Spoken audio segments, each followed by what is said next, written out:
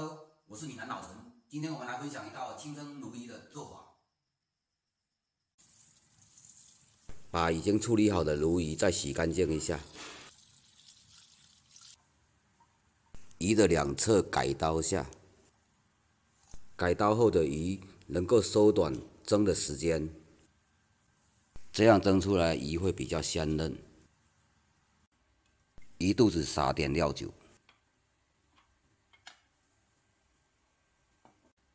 鱼两面撒点盐，腌制20分钟，这样蒸出来的鱼会比较入味。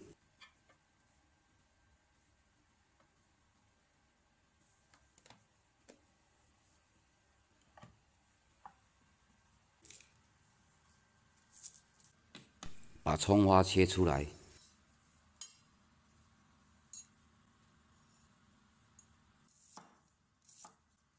切点姜丝。 葱白也切一些出来，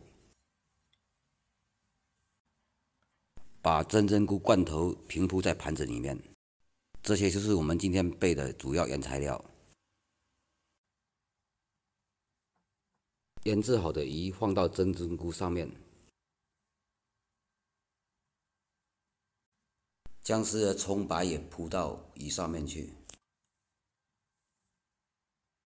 盖上一层保鲜膜，在上面扎几个孔，调一些调味出来，放入少许芝麻油，放入少许酱油，放入少许蚝油，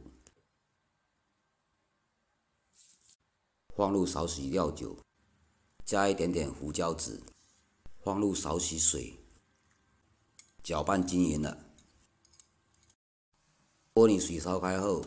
把鱼和刚才调好的调味料放进去一起蒸，蒸差不多15分钟左右就可以。另外一个锅里面加入一些油，把它加热。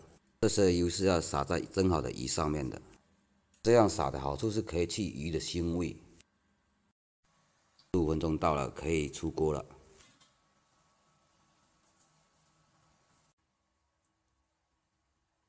把调料均匀的撒在鱼上面。 葱花也可以撒上去了，热油也均匀的撒到鱼身上面去，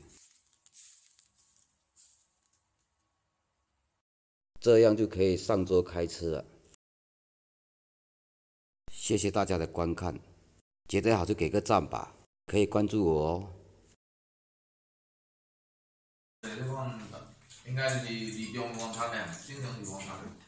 二中用太久了，喂，那十點咁二中，你叫佢幾啊？應該啲。